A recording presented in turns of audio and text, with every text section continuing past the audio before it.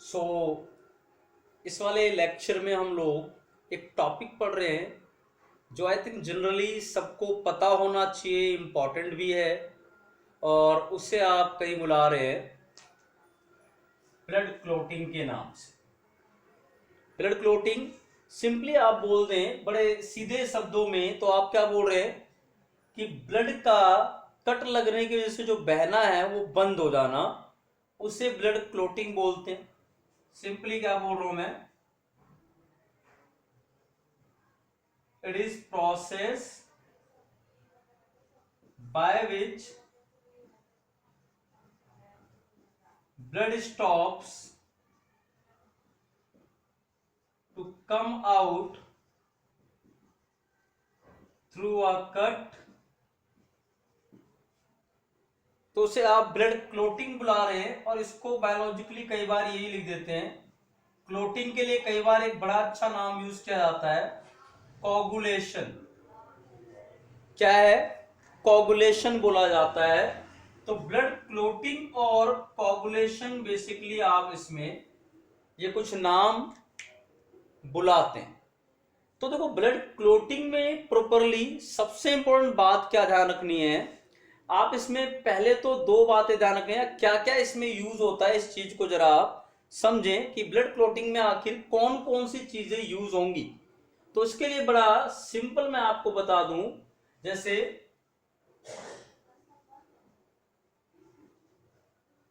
for this role is of, इसके लिए किस किस का रोल होता है। एक तो प्रोटीन है, उसका नाम है फिब्रिनोजेन प्रोटीन।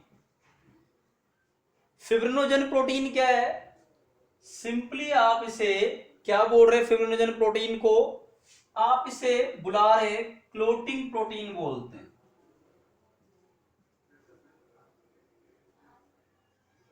क्लोटिंग प्रोटीन बोला जाता है।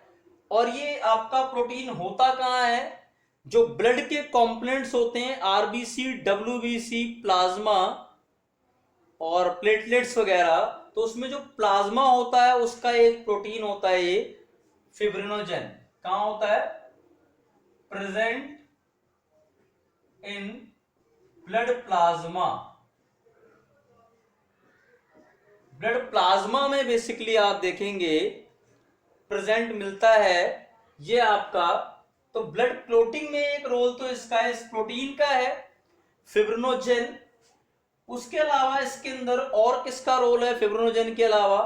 तो आप इसको क्या बोल रहे हैं, फिब्रिनोजेन के अलावा आपको कौन सा मिलेगा?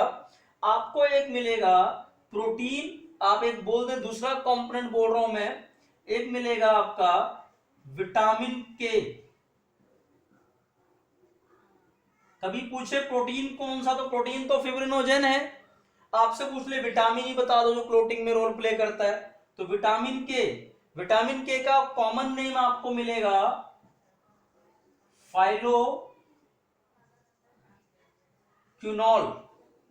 ये इसका कॉमन नेम है विटामिन के का। तो इसका भी रोल होता है क्लोटिंग में, ध्यान रख लेंगे इसको, इंपॉर्टेंट है। और तीसरा मैं बिल्कुल बोलूं वो होता है ब्लड प्लेटलेट्स। ब्लड प्लेटलेट्स जिनको आप बायोलॉजिकली नाम बुलाते हैं थ्रोम्बोसाइट्स। ये आप सिंपली किसको बोल रहे हैं, ये किसमें है? ब्लड प्लेटलेट्स जो है ये आपका ब्लड सेल्स के टाइप है, a type of blood cell. Blood cell का एक टाइप है बेसिकली, जिसमें आप इसको बोल रहे हैं कि ये रेस्पॉन्सिबल है इसके अंदर आपको पूरा प्रॉपर। तो ये मेनली क्या बोल रहा हूं मैं कि ये तीन कंपोनेंट रेस्पॉन्सिबल हैं क्लोटिंग को करवाने के लिए, मेनली ये तीन है। फिर इसके बाद इसमें क्लोटिंग में इंपॉर्टेंट क्या है, क्लोटिंग के लिए जब आप बात करते हैं एक स्केल पर, आप नीट के लेवल पर या आपके 11th-12th के लेवल पर, तो वहां आप बात करेंगे क्लोटिंग के लिए रेस्पॉन्सिबल चीज क्या होती है, वो होती है 13 क्लोटिंग फैक्टर्स। कितने क्लोटिंग फैक्टर्स? 13 clotting factors. तो वो इंपॉर्टेंट है, उसको जरा आप देख लें एक बार, क्या होते हैं 13 क्लोटिंग फैक्टर्स।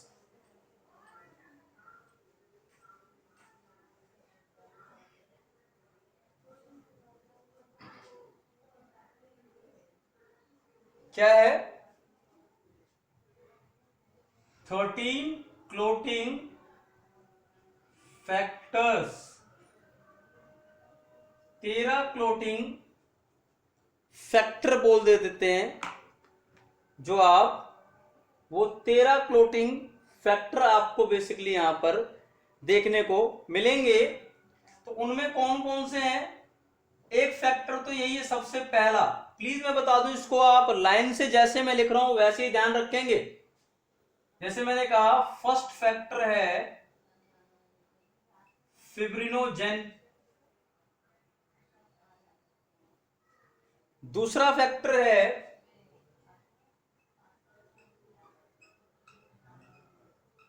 प्रोथ्रोम्बिन, तीसरा फैक्टर है एक है थ्रोम्बोप्लास्टिन या फिर थ्रोम्बोकाइनेज, ये एंजाइम है। उसके बाद चौथा फैक्टर है इसके अंदर, उसको आप नाम बुलाते हैं कैल्शियम आयंस। चौथा फैक्टर कौन सा है? कैल्शियम आयन बुलाया जाता है, जो फोर्थ फैक्टर आपको बेसिकली देखने को मिलेगा। ऐसे ही फिफ्थ फैक्टर है, उसको बुला देते हैं आप नाम, उसका नाम बोला जाता है प्रो एसेलेरिन फैक्टर, प्रो एसेलेरिन फैक्टर बोलते हैं, या फिर इसको बहुत जगह लिखा रहता है स्टेबल फैक्टर,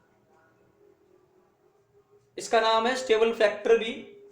या मैं बिल्कुल मैं लिख दूं एक और छठा फैक्टर, छठे फैक्टर का देखिए कोई नाम नहीं है, इसलिए इसको नाम बोल देते हैं अननोन फैक्टर, अननोन फैक्टर। तो ये बोले जा रहे हैं फैक्टर, छठा फैक्टर की बात हुई। उसके बाद अगर आप बात करते हैं इसके अंदर सिक्स्थ फैक्टर के बाद, मैं यहां पर बिल्कुल ऊपर लिख दूं सेवंथ फैक्टर आता है। सेवंथ फैक्टर को आप नाम क्या बुलाते हैं?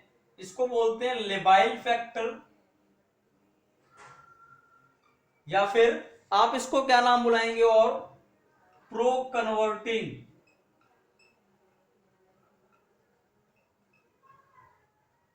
प्रो कन्वर्टिंग फैक्टर के नाम से आप इसे बुला लेते हैं। लेबाइल बोलिए या फिर प्रो कन्वर्टिंग फैक्टर के नाम से बोलते हैं। एट्थ फैक्टर होता है, उसको नाम बुलाते हैं आप सिंपली बोल देते हैं। देखो यहां पर पहले चार कुछ मिटा दे रहा हूं आपको, तो आप इसको क्या ध्यान रखेंगे कि ये पहले चार थे, फिर ये फिफ्थ सिक्स्थ, फिर यहां आ गए सेवंथ फैक्टर। एट्थ फैक्टर की अगर बात करें उसको नाम बुलाते हैं AHG या anti haemophilic globulin, anti haemophilic globulin factor AHG बोला जाता है। फिर नाइन्थ फैक्टर बोले जाते हैं, उसका नाम है, इसको बोल देते हैं PTC या प्रो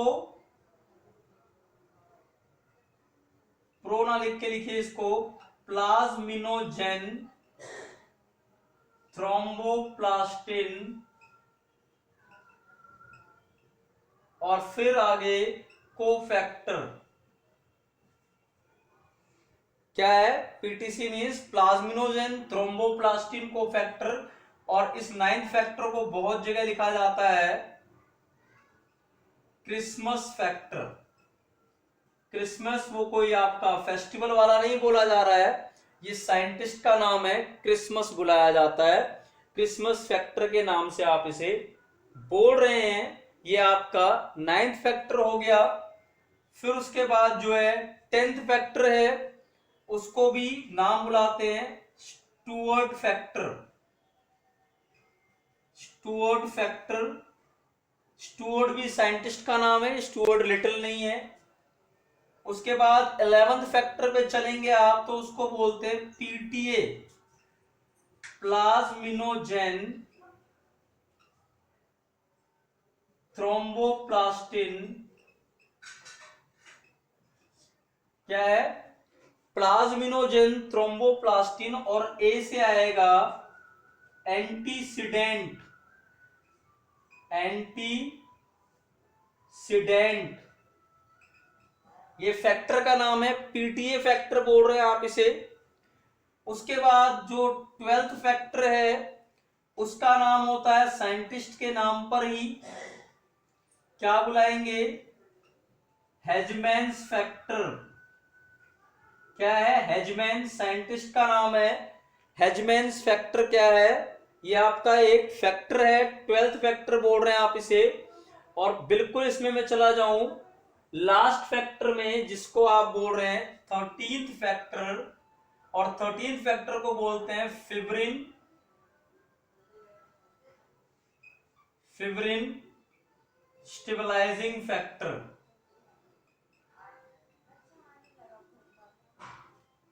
तो 13 के 13 ये फैक्टर ध्यान रखेंगे, बिल्कुल लाइन से याद रखेंगे 13 के 13 फैक्टर क्या है, इनकी इंपॉर्टेंस क्या है। ये सारे के सारे क्लोटिंग में अगर देखें, आपको क्लोटिंग में रोल प्ले करते हैं। मैं यहां पर इन दोनों फैक्टर की बात कर दूं, इसको आप समझ लीजिएगा। ये जो दो फैक्टर है 8th और 9th, ये दो फैक्टर 8th और 9th जो होते हैं, इन्हें आप नॉर्मली बुला रहे हैं, जैसे नाम लिखा हुआ anti haemophilia factor.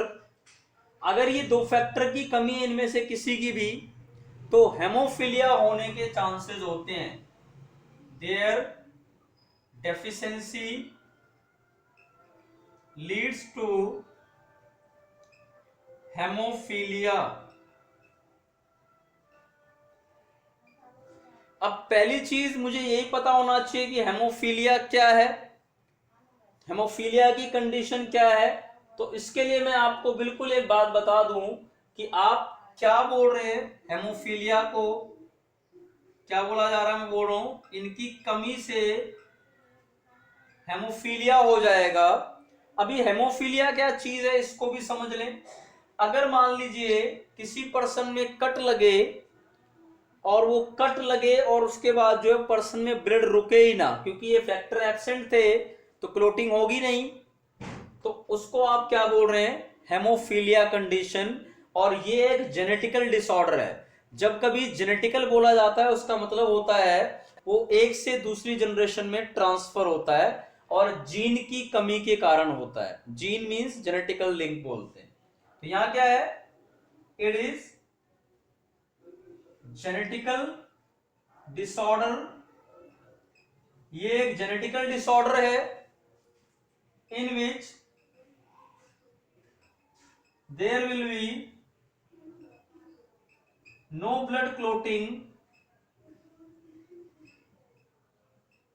in the affected person। जो भी पर्सन अफेक्ट हुआ उसके अंदर आप सिंपली बोल दें, जो पर्सन अफेक्ट होगा उसके अंदर किसी तरह की, आप सिंपली क्या बोल रहे हैं, ब्लड क्लोटिंग नहीं होगी। और जेनेटिकल का मतलब होता है due to gene defect, gene की कमी के कारण ये डिजीज होगी। कोई जीन एब्सेंट था, उसकी वजह से ये फैक्टर एब्सेंट हो गए, तो उसको आप क्या बोल रहे हैं कि वो एक जेनेटिकल डिसऑर्डर में काउंट किया जाएगा। तो किसकी वजह से हो रहा है, 8th और 9th फैक्टर की वजह से हेमोफीलिया, अगर वो नहीं है तो। और हेमोफीलिया एक जेनेटिकल डिसऑर्डर है। यहाँ पे थोड़ी सी बात बस ध्यान रखिएगा, इन दोनों के रिस्पेक्ट में। वो क्या बात ध्यान रखनी है आपको दोनों के रिस्पेक्ट में, कि अगर मैं बात कर रहा हूं, देखो हेमोफीलिया दो टाइप के होते हैं, आगे कभी आप पढ़ेंगे डिटेल में। हेमोफीलिया में आप टाइप्स पढ़ते हैं। आई थिंक ये चीज क्लियर हो गई होगी। तो आप इसके अंदर आगे अगर चलें, तो मैं क्या बोल रहा हूं, हेमोफीलिया टाइप्स होते हैं। कितने टाइप के होते हैं? 2 टाइप के होंगे। एक बोल देते हैं हेमोफीलिया ए,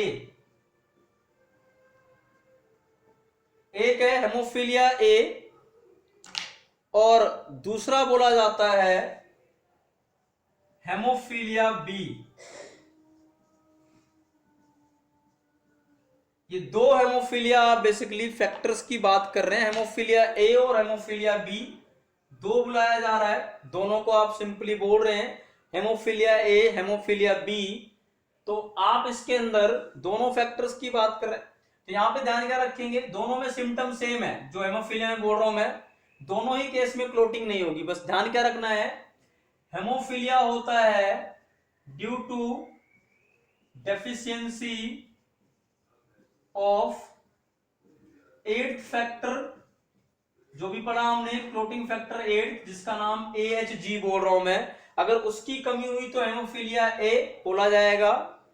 अगर कमी हुई क्लोटिंग फैक्टर 9th की due to deficiency of 9th clotting factor, जो आप नाम क्या बुला रहे हैं, मैंने बताया इसका नाम क्रिसमस फैक्टर। तो अगर इसकी कमी हुई तो क्या होगा, हेमोफीलिया बी हो जाएगा पर्सन में। तो ये ध्यान रख लेना कि 8th और 9th फैक्टर से क्या हो रहा है। तो 8 से आपको हेमोफीलिया ए, 9 से हेमोफीलिया बी। और हेमोफीलिया में क्या होता है, क्लोटिंग नहीं होती पर्सन में जीन डिफेक्ट के कारण। यहां तक की बात आपको आई थिंक क्लियर हो गई होगी पूरी पूरी, जो भी यहाँ पे बात बताई जा रही है। क्लियर बात है, हेमोफीलिया की बात हो रही है। उसके बाद इसमें थोड़ा सा आगे मूव करते हैं हम लोग, जो है मेन टॉपिक अगर देखें आप, कि जो हम लोगों ने पूरा ये पढ़ा, मैंने बताया आपको 13 क्लोटिंग फैक्टर हैं। 13 क्लोटिंग फैक्टर की अगर आप बात कर रहे थे तो मैंने आपको जो प्रॉपरली बताया, तो उसमें बेटे ध्यान रखना, जो पहले 4 फैक्टर है, कहां से, 1st to 4th, मेनली इन्हीं का रोल होता है क्लोटिंग में, तो इन्हें मेन फैक्टर बोलते हैं। मेन फैक्टर्स और प्राइमरी फैक्टर्स। क्यों बोल रहे हैं, because main role in the clotting में मेन रोल इन्हीं का होता है, इसीलिए इनको क्या बुलाया जा रहा है, नाम प्राइमरी फैक्टर के नाम से आप इनको बिल्कुल बोल रहे हैं। उसके बाद अगले जो बाकी हैं, कहां से, 5th से लेकर 13th फैक्टर जो है, उन्हें बोल देते हैं सेकेंडरी फैक्टर, सेकेंडरी या फिर एसेसरी फैक्टर। एसेसरी मीन्स होता है हेल्पिंग,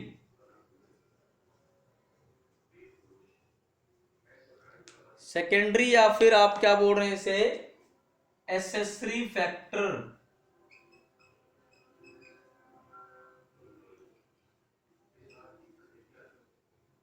क्या है, सेकेंडरी एसेसरी, क्योंकि ये इसकी हेल्प करते हैं बस, दे हेल्प इन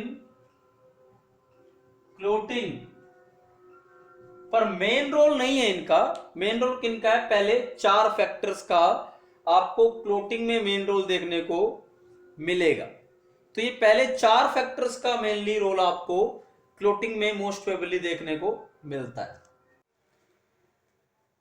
तो आगे इसमें देखें अब क्लोटिंग किस तरह से होता है,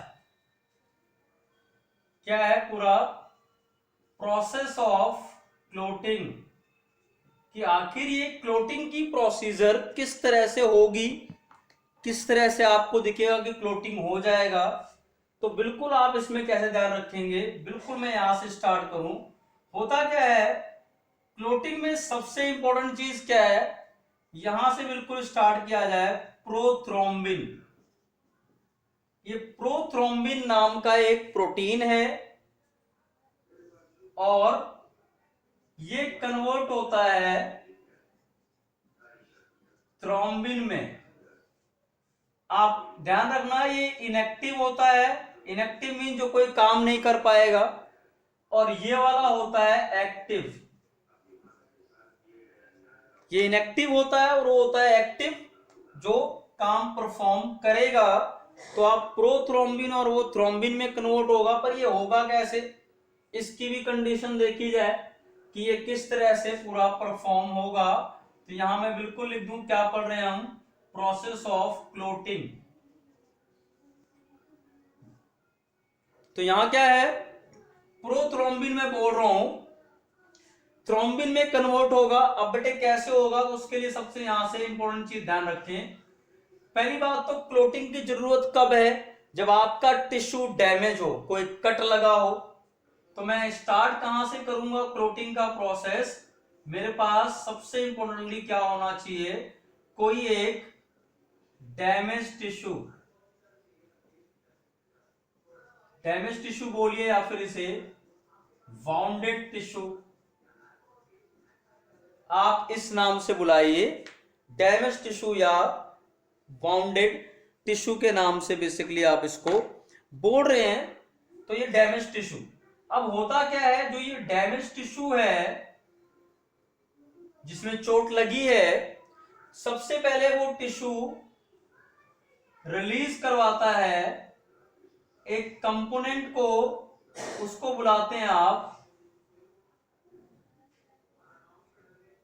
क्या रिलीज करेगा, रिलीजेस एक कंपोनेंट, उसका नाम है थ्रोम्बोकाइनेज।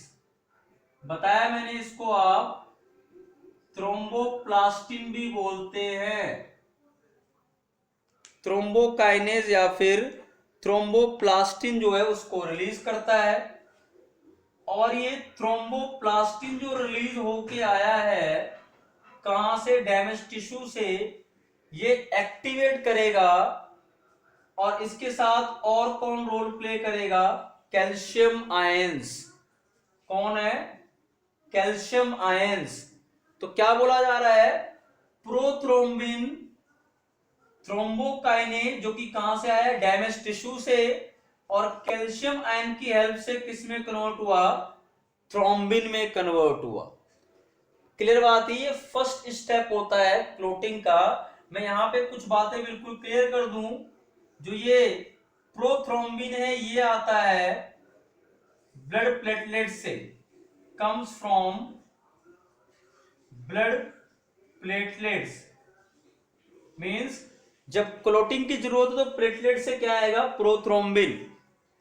उसके बाद थ्रोम्बोकाइनेज दिख ही रहा है आपको कहां से आता है, कम फ्रॉम डैमेज टिश्यू,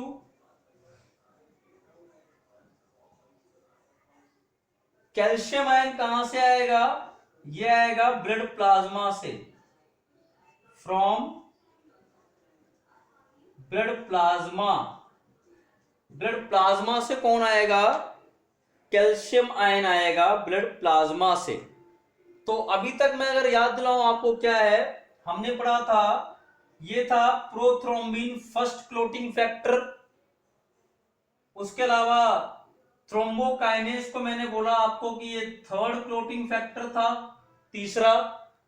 और कैल्शियम आयन हमने पढ़ा अभी, फोर्थ क्लोटिंग फैक्टर था ये। क्लियर। तो पहले का रोल हो गया, चौथे का रोल भी हो गया, का रोल भी हो गया। तो क्या हो रहा है, पहला प्रोथ्रोम्बिन जो है इनएक्टिव, वो कन्वर्ट होगा थ्रोम्बिन में, एक्टिव में, with the help of third and fourth clotting factors. यहां तक की बात आई थिंक आपको ये बिल्कुल क्लियर आई थिंक समझ में आती है चीज। आगे चले फिर, इसमें सेकंड जो यहां पर आएगी चीज वो क्या है, वो है प्रोटीन, उसका नाम है फिब्रिनोजेन। आपको अगर याद हो तो ये कौन सा है, सॉरी ये वाला सेकंड था, ये आपका फर्स्ट क्लोटिंग फैक्टर हो गया। फिब्रिनोजेन क्या है, प्रोटीन है, और फिब्रिनोजेन प्रोटीन जो होता है ये कन्वर्ट होके आएगा किसमें, बोलते हैं आप फिब्रिन फाइबर्स, फिब्रिन फाइबर्स। आप समझिएगा बिल्कुल सीधी बात, एक जो फिब्रिनोजन है वो एक रस्सी की तरह है, लॉन्ग थ्रेड, बड़ा सा धागा है, और उस धागे को तोड़ के छोटे छोटे फाइबर या छोटे छोटे रेशो में कन्वर्ट कर देना, तोड़ तोड़ के पीसेस में ले आना, उन्हें आप क्या बुला रहे हैं, फिब्रिन फाइबर्स के नाम से बोल रहे हैं। तो इसको तोड़ने का काम कौन करेगा, जो यहां से ये थ्रोम्बोकाइनेज एक्टिव हुआ था, यही फर्दर ये आगे प्रोसेस कंटिन्यू करवाएगा। मींस पहले प्रोथ्रोम्बिन इन दोनों की हेल्प से खुद कन्वर्ट हुआ एक्टिव में, फिर थ्रोम्बिन जब आएगा वही कन्वर्ट करेगा फिब्रिनोजन को, किसमें, फिब्रिन फाइबर्स के अंदर।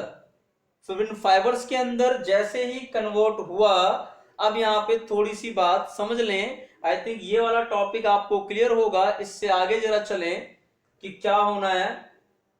अच्छा, फिब्रिनोजन प्रोटीन कहां से आएगा ये भी देख लें आप। ये आपको पढ़ा है अभी, ब्लड प्लाज्मा से आएगा, come from blood plasma. Blood plasma से आएगा ये प्रोटीन फिब्रिनोजन, जिसे आप बुला रहे हैं सिंपली। तो ये कहीं आप बोल दें फिब्रिनोजन की इंपॉर्टेंट है, इसका रोल है। आगे चले, इसके अंदर आपको क्या ध्यान रखना है, अब किस तरह क्लोटिंग होगी पूरी। तो अभी तक तो ये हुआ, ये कन्वर्ट हुआ, आगे देखें इसमें क्या होता है।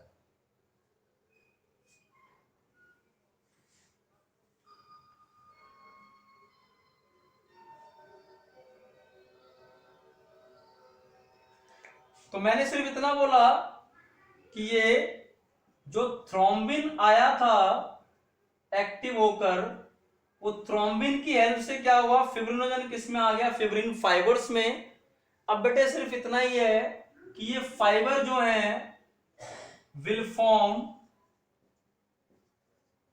नेटवर्क। कैसा नेटवर्क, पूरा ऐसे जो भी फाइबर्स थे वो आपस में जुड़कर कुछ नेट लाइक स्ट्रक्चर बनाएंगे, फॉर्म्ड बाय फाइबर्स। फाइबर्स से नेट लाइक स्ट्रक्चर बनेगा। अब नेट लाइक होने का मतलब क्या है कि मान लीजिए आपका ये हैंड है, आपको यहां कट लगा और यहां से ये कट से ब्लड निकल के बाहर आ रहा है, तो आपके इस कट पर होगा क्या, यहां ऐसा जाल सा बन जाएगा।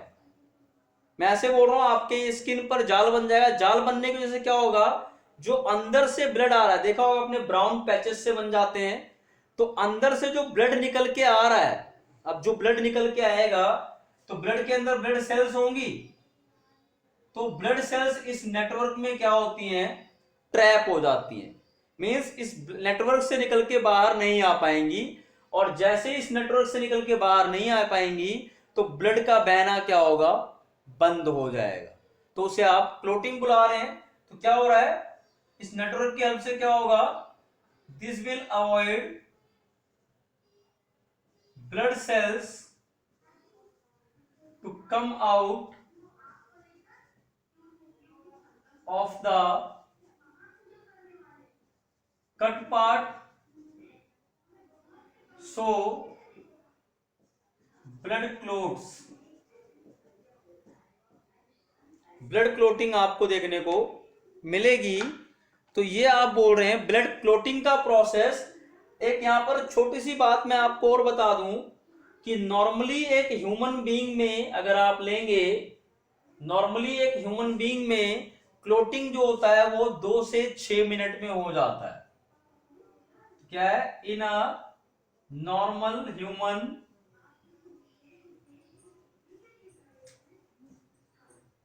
clotting occurs within 2 to 6 minutes। 2 से 6 मिनट में क्या हो जाएगी, क्लोटिंग का प्रोसेस परफॉर्म हो जाता है। Clear, that is all about clotting of blood. आप इसे क्लोटिंग ऑफ ब्लड बुला रहे हैं, और आई थिंक इसके अंदर आपको बिल्कुल क्लियरली बात समझ में आई होगी। ये बहुत इंपॉर्टेंट टॉपिक है, किसी भी आप एंगल से लेके चलें, चाहे आप जनरली समझें, चाहे आप नीट के लेवल पे जाएं, 11th के लेवल पे जाएं, 12th लेवल पे जाएं, किसी भी लेवल पर this is very important topic, blood clotting बुलाते हैं। क्लियर बात ये। Thank you. बिल्कुल ध्यान से पढ़िएगा, ध्यान रखिएगा।